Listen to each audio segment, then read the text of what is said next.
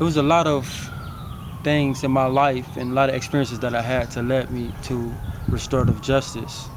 And I'm a formerly incarcerated person. I committed a very violent crime when I was 15 years old. I was tried as an adult and sentenced to 15 years to life. And during that process, I had to find myself in this very violent, hostile facility as one of the youngest guys there. So I had to go through that process first. And then once I went through that process, I decided, like, you know what, if I stay involved in gangs, if I stay using drugs and alcohol, if I stay doing violence or willing to hurt someone in this atmosphere, that I would never get out. And I also had like a lot of guilt and shame of what I've done in my past, so that also contributed to it. And eventually I got involved in a program called the Victim Offender Education Group at San Quentin, which is under the Insight Prison Project. And we went through a long curriculum, and that's my introduction to restorative justice. And they helped me to look at my childhood traumas, to be able to identify why I was behaving the way that I was behaving, and learning about the causative factors that led to the behavior. One of the biggest keys was victim awareness and the actual impact on victims. And going through that process, I never thought about to the fullest extent of my actions, like what it actually did to that person and that family. And looking at that for what it may have actually caused, I realized, like, you know what, I can't do this no more. I can't hurt nobody ever again. And I developed a thing called empathy, which is the number one thing that I would say that I took out of my incarceration, and that's empathy. So I think one of the main things that is going on in communities is that we're not talking to each other, and we're very distant. And when we're distant, we really don't understand each other and understand what we all are going through. So in the community, it's very diverse. You have different life experiences, people with different roles in the community. And when violence occurs or conflict occurs, which conflict is a natural part of life, it actually gives, to me, it gives rise to opportunity for growth, for healing, and making the community much stronger.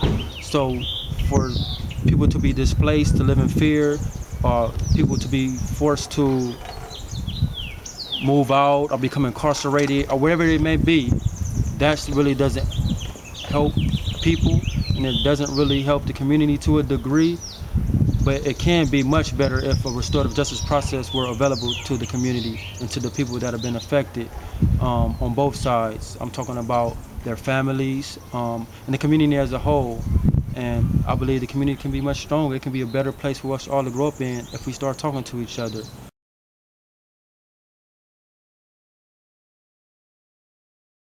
First thing I would do is meet with people separately.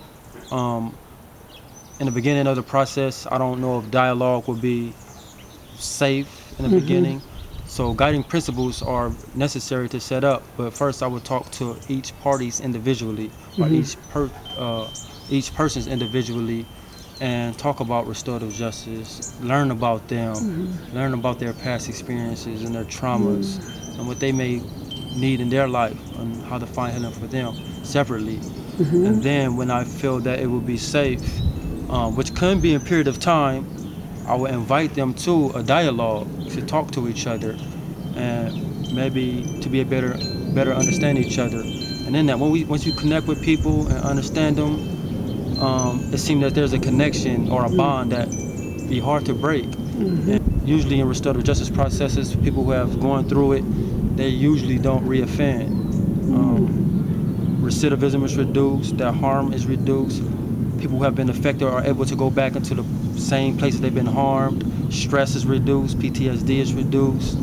And it's just an awesome process, and it's been going on for a while. And I think that's what the community needs. In the criminal justice system, the people who have been harmed, they don't have a voice in the process. They play a secondary role. They don't get offered therapy or healing. A conviction may happen, and the victims are sent along their way to live their life, and still traumatized, still afraid, still not being able to trust. So in the criminal justice system, the victim doesn't really get what they need, and also the offender really doesn't get the help that he or she needs.